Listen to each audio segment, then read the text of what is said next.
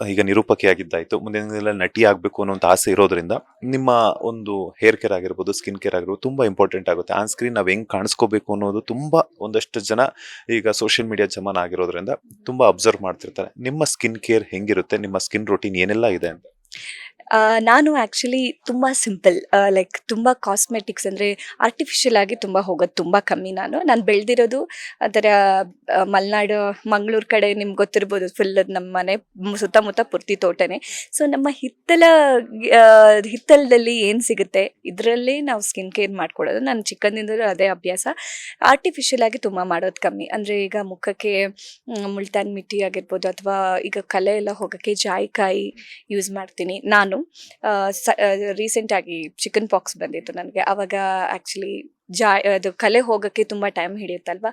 ಅದೇ ಟೈಮಿಗೆ ನನಗೆ ಸುವರ್ಣ ಸಂಕಲ್ಪನೂ ಬಂತು, ಏನು ಮಾಡೋದಪ್ಪ, ಮುಖ ಪೂರ್ತಿ ಕಲೆ ಇದೆ, ಏನು ಮಾಡೋದು ಅಂತ. ಆವಾಗ ನಾನು ಯೂಸ್ ಮಾಡಿದ್ದು ಆ್ಯಕ್ಚುಲಿ ಜಾಯಿಕಾಯಿ ಪೌಡರ್ ಮತ್ತು ಏನು ಮುಲ್ತಾನ್ ಮಿಟ್ಟಿ, ಇದನ್ನು ಮುಖಕ್ಕೆ ಹಾಕ್ಕೊಳ್ತಾ ಇದ್ದೆ. ಆ್ಯಂಡ್ ಕಹಿ ಬೇವಿನ ಲೇಪನ, ಅದು ಎಲ್ಲರಿಗೂ ಗೊತ್ತೇ ಇದೆ.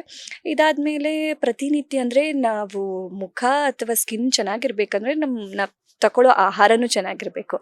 ಗಟ್ ಹೆಲ್ತ್ ಏನು ಹೇಳ್ತಾರೆ ಅದೂ ಚೆನ್ನಾಗಿರ್ಬೇಕು. ಆದ ಕಾರಣ ಬೆಳಗ್ಗೆ ಎದ್ದ ತಕ್ಷಣ ನಾನು ವಿಟಮಿನ್ ಸಿ ಅನ್ನೋದು ನಮ್ಗೆ ತುಂಬ ಇಂಪಾರ್ಟೆಂಟ್ ಅಲ್ವಾ. ಸೊ ಆದ ಕಾರಣ ಲೆಮನ್, ಆಮೇಲೆ ಆಮ್ಲ, ಆಮೇಲೆ ಚಿಯಾ ಸೀಡ್ಸ್ ಮತ್ತು ಫ್ಲ್ಯಾಕ್ಸ್ ಸೀಡ್ಸ್ ಎಲ್ಲ ಸೇರಿಸ್ಬಿಟ್ಟು ಬಿಸಿ ನೀರಿಗೆ ಹಾಕೊಂಡು ಫಸ್ಟ್ ಕುಡಿಯೋದು, ಅದನ್ನು ಒಂಥರ ಡಿಟಾಕ್ಸ್ ವಾಟರ್ ಥರ. ಅದಾದಮೇಲೆ ನಟ್ಸ್ ಆ ಥರ ತಿಂತೀನಿ. ಮತ್ತು ಮಧ್ಯಾಹ್ನ ನಾರ್ಮಲ್ ಫುಡ್ ಈ ಥರ ಮಾಡ್ತೀನಿ. ಹೇರ್ ಕೇರ್ ಅಂತ ಬಂದ ತಕ್ಷಣ ನಾನು ಎಷ್ಟೋ ವರ್ಷಗಳಿಂದ ಯೂಸ್ ಮಾಡೋದು ಬರೀ ಸೀಗೆ ಹುಡಿಯನ್ನೇ ಯೂಸ್ ಮಾಡೋದು ನಾನು. ಆರ್ಟಿಫಿಷಿಯಲ್ ಆಗಿ ಯಾವ ಶ್ಯಾಂಪು ಏನು ಯೂಸ್ ಮಾಡಲ್ಲ ಯೂಶಲಿ. ನನ್ನ ಹೇರು ಅಷ್ಟೇ, ಅಂದರೆ ದಿನ ಆಮ್ಲ ಮತ್ತು ಈ ವಿಟಮಿನ್ ಸಿ ತಿನ್ನೋದ್ರಿಂದ ನೆಲ್ಲಿಕಾಯಿ ನಮಗೆ ತುಂಬ ಹೇರ್ಗೆ ಉಪಯೋಗ ಇದೆ. ಆದ ಕಾರಣ ಎಷ್ಟೋ ವರ್ಷಗಳಿಂದ ನಾನು ಯೂಸ್ ಮಾಡೋದು ಸೀಗೆಕಾಯಿ. ಒಂದು ದಿನ ಮನೇಲಿ ಸೀಗೆಕಾಯಿ ಇಲ್ಲ ಅಂತಂದರೆ, ಅಥವಾ ಸೀಗೆಕಾಯಿ ಹುಡಿ ಇಲ್ಲ ಅಂತಂದರೆ, ನಾನು ಊರಲ್ಲಿದ್ದರೆ ನಾನು ಯೂಸ್ ಮಾಡೋದು ದಾಸವಾಳದ ಎಲೆನ ಗ್ರೈಂಡ್ ಮಾಡಿಬಿಟ್ಟು ತಲೆಗೆ ಹಾಕ್ಕೊಂಡು ಅದನ್ನೇ ಒಂದು ಪ್ಯಾಕ್ ಥರ ಹಾಕ್ಕೊಂಡು ಇದನ್ನು ನಾನು ಯೂಸ್ ಮಾಡೋದು ಹೇರ್ಗೆ. ಇಷ್ಟೇ ಮಾಡೋದು ನಾನು ಆ್ಯಕ್ಚುಲಿ, ತುಂಬ ಸಿಂಪಲ್. ಅದು ಬಿಟ್ಟರೆ ಬೇರೆ ಇನ್ನೇನಾದರೂ ಮುಖಕ್ಕೆ ಯೂಸ್ ಆಗೋವಂಥದ್ದಿದ್ರೆ ಅದನ್ನು ಯೂಸ್ ಮಾಡ್ತೀವಿ, ಬಟ್ ವೆರಿ ನ್ಯಾಚುರಲ್, ಲೈಕ್ ಏನು ಆರ್ಟಿಫಿಷಿಯಲ್ ಆಗಿ ಯೂಸ್ ಮಾಡೋದು ತುಂಬ ಕಮ್ಮಿ. ಈಗ ನೀವು ಉಪಯೋಗಿಸುವಂತಹ ಪ್ರಾಡಕ್ಟ್ಗಳ ಬಗ್ಗೆ ಹೇಳಿದ್ರಿ, ಹೋಮ್ ರೆಮಿಡೀಸ್ ಎಲ್ಲ ನ್ಯಾಚುರಲ್ ಆಗಿರುತ್ತೆ ಅಂತ ಹೇಳ್ಬಿಟ್ಟು. ಬಟ್ ಶೂಟ್ಸ್ ಅಂತ ಬಂದಾಗ ಆ ಮೇಕಪ್ ಅಂತ ಇದ್ದೇ ಇರುತ್ತೆ. ಒಂದೇ ದಿನ ನಾವು ಒಂದಷ್ಟು ಎಪಿಸೋಡ್ಗಳನ್ನು ಶೂಟ್ ಮಾಡಬೇಕಾಗಿರೋದ್ರಿಂದ ಒಂದಷ್ಟು ಗಂಟೆಗಟ್ಟಲೆ ಮೇಕಪ್ ಅನ್ನ ಕ್ಯಾರಿ ಮಾಡ್ತಿರ್ತೀರಾ.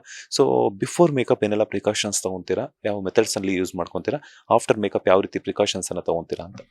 ಪ್ರಿಕಾಷನ್ಸ್ ಏನೂ ಅಲ್ಲ, ನಾರ್ಮಲ್ ಆಗಿ ವಿಟಮಿನ್ ಸಿ ಸಿರಮ್ಸ್ ಬರುತ್ತೆ, ಅದನ್ನು ಮಾತ್ರ ಯೂಸ್ ಮಾಡೋದು. ಲೈಕ್ ನಾವು ಯೂಶ್ವಲಿ ದಿನನಿತ್ಯ ಈ ಲೆಮನ್, ಆಮೇಲೆ ಮೇಕಪ್ ಹಾಕೋಕ್ಕಿಂತ ಮುಂಚೆನೇ ಲೆಮನ್ ಏನು ಕುಡ್ದಿರ್ತೀನಿ ಅದರದ್ದು ಉಳಿದಿರುತ್ತಲ್ಲ, ಈ ಟೊಪ್ಪೆ ಏನು ಹೇಳ್ತಾರೆ ಅದನ್ನು ಮುಖಕ್ಕೆ ಸ್ಕ್ರಬ್ ಮಾಡ್ಕೊಳ್ತೀನಿ. ಆವಾಗ ಮುಖ ಆ್ಯಕ್ಚುಲಿ ನೈಸ್ ಆಗುತ್ತೆ. ಆ್ಯಂಡ್ ಕಡಲೆ ಹಿಟ್ಟು, ಅಕ್ಕಿ ಹಿಟ್ಟು ಇದರಲ್ಲಿ ಸ್ಕ್ರಬ್ ಮಾಡ್ಕೊಳ್ತೀನಿ. ಇದು ಆ್ಯಕ್ಚುಲಿ ತುಂಬ ಯೂಸ್ಫುಲ್ ಆಗುತ್ತೆ. ಮೇಕಪ್ ಆಗಿದ ಮೇಲೆ ಆ್ಯಕ್ಚುಲಿ ತುಂಬ ಇಂಪಾರ್ಟೆಂಟ್. ಮೇಕಪ್ ಮಾಡೋಕ್ಕಿಂತ ಮುಂಚೆ ಲೈಕ್ ಮೇಕಪ್ ಮಾಡ್ಕೊಳ್ತೀವಿ, ಚೆನ್ನಾಗಿ ಕಾಣಿಸ್ತೀವಿ ಎಲ್ಲ ಓಕೆ. ಮೇಕಪ್ ಆದಮೇಲೆ ಅದನ್ನು ಹೇಗೆ ರಿಮೂವ್ ಮಾಡ್ತೀವಿ, ಇದು ತುಂಬ ಇಂಪಾರ್ಟೆಂಟ್. ನಾನು ಮೇಕಪ್ನ ರಿಮೂವ್ ಮಾಡೋಕ್ಕೂ ಅಷ್ಟೇ ಯಾವುದೇ ಆರ್ಟಿಫಿಷಿಯಲ್ ಯೂಸ್ ಮಾಡಲ್ಲ. ತೆಂಗಿನ ಎಣ್ಣೆನಲ್ಲೇ ನಾನು ಮೇಕಪ್ ರಿಮೂವ್ ಮಾಡೋದು. ಆ್ಯಂಡ್ ಬೇಬಿ ಲೈಕ್ ಇದು ಏನು ನಾವು ವೈಪ್ ಮಾಡ್ತೀವಲ್ಲ, ವೈಪ್ಸ್ ಇದೆಯಲ್ಲ, ಅದು ಅಷ್ಟೇ ತುಂಬ ಲೈಕ್ ಜಾಸ್ತಿ ಆರ್ಟಿಫಿಷಿಯಲ್ ಆಗಿರೋವಂಥದ್ದು ಹಾಕಿರೋದೆಲ್ಲ ನನ್ನ ಮುಖಕ್ಕೆ ಬಳಸಲ್ಲ. ತೆಂಗಿನ ಎಣ್ಣೆಯಲ್ಲಿ ಮುಖನ ಒರೆಸ್ಕೊಳ್ತೀನಿ. ಅದಾದಮೇಲೆ ಅಕ್ಕಿ ಹಿಟ್ಟು, ಕಡಲೆ ಹಿಟ್ಟು ಇದರಲ್ಲಿ ಸ್ಕ್ರಬ್ ಮಾಡ್ಕೊಂಡು ಅದಾದಮೇಲೆ ಏನಾದರೂ ಸಿರಮ್ಸ್ ಇದ್ದರೆ ಯೂಸ್ ಮಾಡ್ತೀನಿ. ಹಾಗೆ ನಿಮ್ಮ ಫಾಲೋವರ್ಸ್ಗೆ ಅಥವಾ ಅಭಿಮಾನಿಗಳಿಗೆ ಏನಾದರೂ ಹೋಮ್ ರೆಮಿಡೀಸ್ ಟಿಪ್ಸ್ ಅನ್ನ ಹೇಳೋದಾದ್ರೆ? ಹೋಮ್ ರೆಮಿಡೀಸ್ ಅಲ್ಲ, ಎಲ್ಲನೂ ನಮ್ಮಲ್ಲೇ ಇದೆ, ಎಲ್ಲ ನಮ್ಮ ಎದುರುಗಡೆನೇ ಇದೆ, ಅದನ್ನೇ ಎಲ್ಲ ಯೂಸ್ ಮಾಡ್ಕೊಳ್ಳಿ. ಇವಾಗ ಲೈಕ್ ಈಗ ಶೀತ ಅದು ಇದೆಲ್ಲ ಬಂದರೆ ನಮ್ಮ ಮನೆಯಲ್ಲೇ ಇರುತ್ತೆ. ಸಾಂಬ್ರಾಣಿ ಸೊಪ್ಪು, ತುಳಸಿ ಅಥವಾ ಅಮೃತ ಬಳ್ಳಿ ಇದೆಲ್ಲ ಇರುತ್ತೆ, ಅದನ್ನು ಯೂಸ್ ಮಾಡ್ಕೊಳ್ಳಿ. ಅರಿಶಿನ ಇರುತ್ತೆ, ಚಂದನ ಇರುತ್ತೆ, ಗಂಧ ಇರುತ್ತೆ. ಗಂಧ ಅಂತೂ ಯೂಶ್ವಲಿ ದೇವರ ಮನೇಲಿ ಇದ್ದೇ ಇರುತ್ತೆ, ಗಂಧ ಎಲ್ಲ, ಅದನ್ನು ಯೂಸ್ ಮಾಡ್ಕೊಳ್ಳಿ. ಇವನ್ ಅರಿಶಿನೂ ಇರುತ್ತೆ, ಮುಖಕ್ಕೆ ಅದನ್ನೇ ಯೂಸ್ ಮಾಡ್ಕೊಳ್ಳಿ. ಸೊ ನಾನು ಯೂಶ್ವಲಿ ಅದನ್ನೇ ಎಲ್ಲರಿಗೂ ಹೇಳಕ್ಕೆ ಇಷ್ಟಪಡ್ತೀನಿ.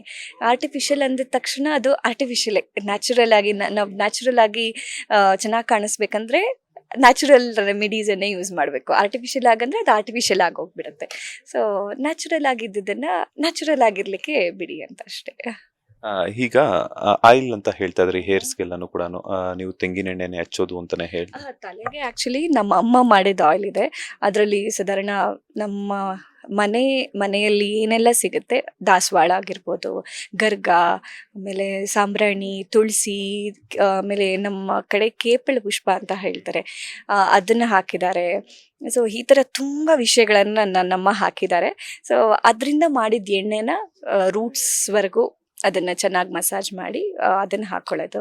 ಮುಖಕ್ಕೆ ತೆಂಗಿನ ಎಣ್ಣೆ, ಅದಾದಮೇಲೆ ಕೆಲವು ಸಿರಮ್ಸ್ನ ಯೂಸ್ ಮಾಡ್ತೀವಿ. ನಮ್ಮ ಸ್ಕಿನ್ನಿಗೆ ಯಾವ್ದು ಯೂಸ್ ಆಗುತ್ತೆ ಅದನ್ನು ಯೂಸ್ ಮಾಡ್ತೀವಿ, ಬಟ್ ವೆರಿ ಮಿನಿಮಲ್. ಎಷ್ಟು ದಿನಕ್ಕೊಮ್ಮೆ ಆಯಿಲ್ ಅಪ್ಲೈ ಮಾಡ್ತೀರಾ ತಲೆಗೆ, ಹೇರ್ಸ್ಗೆಲ್ಲಾನು? ಇವಾಗ ಮೇಕಪ್ ನಾವು ಮಾಡ್ತೀವಿ ಅಂತಂದರೆ ದಿನನಿತ್ಯ, ಇವಾಗ ಇವತ್ತಿದೆ ಶೂಟ್, ನಾಳೆ ಇದೆ ಶೂಟ್, ದಿನನಿತ್ಯ ಮೇಕಪ್ ಮಾಡ್ತೀವಿ ಅಂತಂದರೆ ನಾನು ದಿನನಿತ್ಯ ಮುಖಕ್ಕಂತೂ ಎಣ್ಣೆ ಹಾಕ್ತೀನಿ, ತಲೆಗೆ ದಿನನಿತ್ಯ ಸ್ನಾನ ಮಾಡ್ತೀನಿ. ಅಂದರೆ ಸ್ಪ್ರೇ ಎಲ್ಲ ಹಾಕಿರ್ತಾರೆ, ಸೊ ಅದೆಲ್ಲ ಹೋಗ್ಬೇಕಂದ್ರೆ ದಿನನಿತ್ಯ ತಲೆಗೆ ಎಣ್ಣೆ ಹಾಕಿ ಸ್ನಾನ ಮಾಡ್ತೀನಿ. ಇಲ್ಲಂತಂದರೆ 2 ದಿವಸಕ್ಕೊಂದ್ಸತಿ. ಯೋಗ ಮಾಡ್ತೀರಾ ಅಥವಾ ಜಿಮ್ ಮಾಡ್ತೀರಾ ಅಂತ? ಐ ಪ್ರಿಫರ್ ಯೋಗ. ನಾನು ಅಂದರೆ ಬೆಳಗ್ಗೆ ಎದ್ದ ತಕ್ಷಣ ಪ್ರಾಣಾಯಾಮ. ನಾನು ಗಾಯಕಿ ಆಗಿರೋದ್ರಿಂದ ಹಾಡೋಕ್ಕೆ ತುಂಬ ಉಸಿರು ಬೇಕು. ಆದ ಕಾರಣ ಪ್ರಾಣಾಯಾಮ ತುಂಬ ಇಂಪಾರ್ಟೆಂಟ್. ಅದಾದಮೇಲೆ ಆಕಾರ ಅಭ್ಯಾಸ ಮಾಡ್ತೀನಿ. ಹಾಡೋಕ್ಕೂ ಅಥವಾ ಮಾತಾಡೋಕ್ಕೂ ನಮ್ಮ ವಾಯ್ಸ್ ತುಂಬ ಕ್ಲಿಯರ್ ಆಗಿರ್ಬೇಕಂತಂದರೆ ಈ ವಾಯ್ಸ್ ಕಲ್ಚರಿಂಗ್ ಅಂತ ಹೇಳ್ತಾರೆ, ಅಥವಾ ವಾಯ್ಸ್ ಥೆರಪಿ ಅಂತ ಹೇಳ್ತಾರೆ, ವಾಯ್ಸ್ ಎಕ್ಸಸೈಸ್ ಅಂತ ಹೇಳ್ತಾರೆ. ಈ ಥರದನ್ನು ಮಾಡ್ತೀನಿ. ನಾನು ಅಷ್ಟೇ ನನ್ನ ಸ್ಟೂಡೆಂಟ್ಸಿಗೂ ಇದನ್ನೇ ನಾನು ಹೇಳೋದು. ಬೆಳಗ್ಗೆ ಎದ್ದ ತಕ್ಷಣ ರಪ್ಪಂತ ಹಾಡೋದಕ್ಕಿಂತ, ಯಾವುದೋ ಒಂದು ಹಾಡನ್ನು ಹಾಡೋದಕ್ಕಿಂತ ಆರಾಮ್ಸೆ ಓಂಕಾರ ಹಾಡಿಕೊಂಡು ಅಥವಾ ಪ್ರಾಣಾಯಾಮದ ಜೊತೆ ಓಂಕಾರ ಹಾಡಿಕೊಂಡು ಆಕಾರ ಅಭ್ಯಾಸ ಮಾಡಿಕೊಂಡು ಈ ಥರದಿಂದ ಸ್ಟಾರ್ಟ್ ಮಾಡಿ ಸಂಗೀತವನ್ನು ಪ್ರಾಕ್ಟೀಸ್ ಮಾಡೋಕ್ಕೆ ಅಂತ. ಅದು ನಮ್ಮ ಮಾತಾಡೋಕ್ಕೂ ತುಂಬ ಈಸಿ ಆಗುತ್ತೆ. ಇಲ್ಲದ್ರೆ ಎಲ್ಲಾದರೂ ಹೋಗಿ ಬೆಳಗ್ಗೆ 7 ಗಂಟೆಗೆಲ್ಲ ಹಾಡೋಕ್ಕಿದೆ ಅಂದರೆ ತುಂಬ ಸ್ವಲ್ಪ ಕಷ್ಟನೇ. ಕಾರಣ ಈ ಅಭ್ಯಾಸಗಳನ್ನು ಮಾಡಿದರೆ ಹಾಡೋಕ್ಕೂ ಅಥವಾ ಮಾತಾಡೋಕ್ಕೂ ತುಂಬ ಹೆಲ್ಪ್ಫುಲ್ ಆಗುತ್ತೆ. ಯೋಗ ಮಾಡೋದ್ರಿಂದ ಅಖಿಲ ಪಜ್ಮೋನ್ ಅವರ ಲೈಫಲ್ಲಿ ಏನೆಲ್ಲ ಚೇಂಜಸ್ ಆಗಿದೆ ಅಂತ? ಖಂಡಿತ ಚೇಂಜಸ್ ಆಗಿದೆ. ಅಂದರೆ ಪಾಸಿಟಿವಿಟಿ ಒಂದು, ಯೋಗ ಮಾಡಿದ ತಕ್ಷಣ ಅದೊಂದು ಕಾಮ್ನೆಸ್, ಕೂಲ್ ಆಗೋದು ತುಂಬ ಇರುತ್ತೆ. ನಮ್ಮ ಮನಸ್ಸು ತುಂಬ ಹಗುರ ಆಗುತ್ತೆ, ನಾವು ತುಂಬ ಕೂಲ್ ಆಗ್ತೀವಿ. ಮತ್ತು ಕೂತ್ಕೊಂಡು ಇವಾಗ ಆ್ಯಂಕರಿಂಗ್ ಮಾಡೋದಾದ್ರೂ ಇಡೀ ದಿವಸ ಕೂತ್ಕೊಂಡಿರ್ತೀವಿ. ಅಂದರೆ ನಮ್ಮ ಶೋನಲ್ಲಿ ನಾವು ಗುರುಗಳು ಕೂತ್ಕೊಂಡಿರ್ತಾರೆ, ನಾನು ಕೂತ್ಕೊಂಡಿರ್ತೀನಿ. ಜಾಸ್ತಿ ಎಕ್ಸಸೈಸಸ್ ಏನೂ ಇರಲ್ಲ, ನಮ್ಮ ಕೀಲುಗಳೆಲ್ಲ ಅಲ್ಲೇ ಸ್ಟಕ್ ಆಗಿ ಹೋಗ್ಬಿಡುತ್ತೆ. ಸೊ ಆ ಥರದಕ್ಕೆಲ್ಲ ಯೋಗ ತುಂಬ ಹೆಲ್ಪ್ಫುಲ್ ಆಗಿದೆ ನನಗೆ. ಎಲ್ಲ ವೇಸಿಂದನೂ ಯೋಗ ತುಂಬ ಹೆಲ್ಪ್ಫುಲ್ ಆಗಿದೆ. ಈಗ ನಿಮ್ಮ ಅಭಿಮಾನಿಗಳಿಗೋಸ್ಕರ ಯಾವುದಾದ್ರೂ ಒಂದು ಹಾಡನ್ನು ಹಾಡೋದಾದರೆ?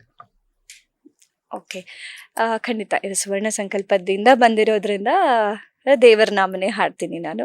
ಭಾಗ್ಯದ ಲಕ್ಷ್ಮೀ ಬಾರಮ್ಮ, ನಮ್ಮಮ್ಮನಿ ಸೌಭಾಗ್ಯದ ಲಕ್ಷ್ಮೀ ಬಾರಮ್ಮ.